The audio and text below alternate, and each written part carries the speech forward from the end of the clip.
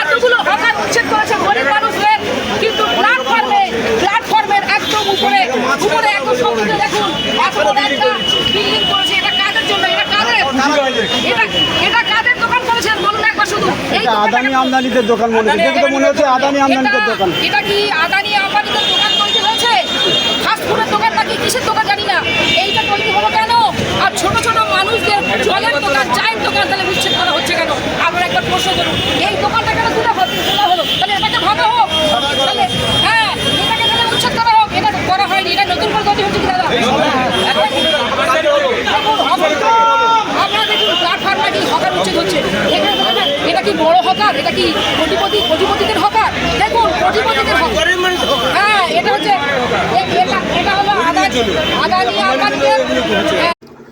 গরিব হকারদের পেটে লাথি মেরে তাদের রুজি রোজগার বন্ধ করে ডায়মন্ড হারবারে চলছে এক অদ্ভুত অরাজকতা।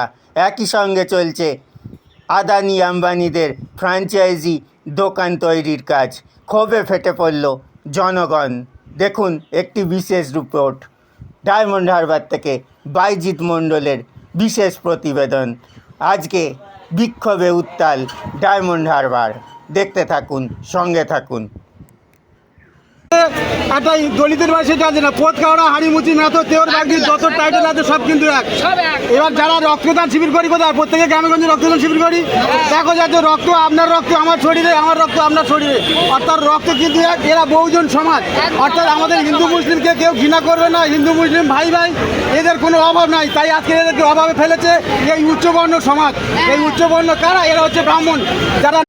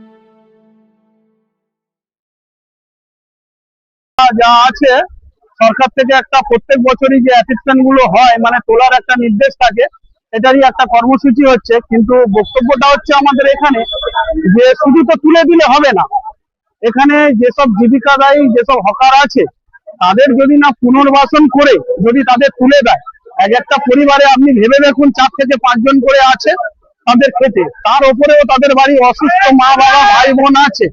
তো সেখানে দাঁড়িয়ে যদি কিছু না পরিকল্পনা করে যদি তুলে দেওয়া হয়, তো এই পরিবারগুলির অবস্থাটা কি হবে আপনি ভেবে দেখুন। আমরা চাইছি সরকার এসেছে, আমাদের রাজ্যের মাননীয় মুখ্যমন্ত্রী খুব সুহৃদয়বান, আমরা তার চক্ষু যেটা আমাদের প্রতি একটু উনি দেখে। এবং সবচেয়ে বড় কথা হলো যে আমাদের এই যে সাধারণ মানুষ যারা হকারি করে খাচ্ছে তাদের প্রতি যেন একটু দৃষ্টি আকর্ষণ করে, যার ফলে আমরা এটা বারে বারে ওনাদের কাছে আবেদন করছি যাতে না কারুর পুনর্বাসন না হয়ে তারা যাতে না হকার উচ্ছেদ করে। আমরা যেরকম আমাদের একটা পেটের আন্দোলন থাকে সব হকার মিলে, আমরা তো আন্দোলন ছাড়া আর তো কিছু করতেই পারি না। তা আমরা এই আন্দোলনের মাধ্যমে সরকারের দৃষ্টি আকর্ষণ করতে চাইছি। আমরা বারে বারে সরকারের কাছে বলছি যে আমাদের একটা পুনর্বাসন দিয়ে আমাদের যা হকার আছে তাহলে আপনারা উচ্ছেদ করতে পারেন। পুনর্বাসন না হলে এই হকার গুলো পুরো ভেসে যাবে, মানে এদের যে পরিবারগুলো আছে পুরোপুরি ভেসে যাবে। যার জন্য আমরা সরকারের কাছে আর্জি জানাচ্ছি আপনারা পুনর্বাসনের ব্যবস্থা করে দিন। হ্যাঁ, আমার নাম সুব্রত কর্মকার।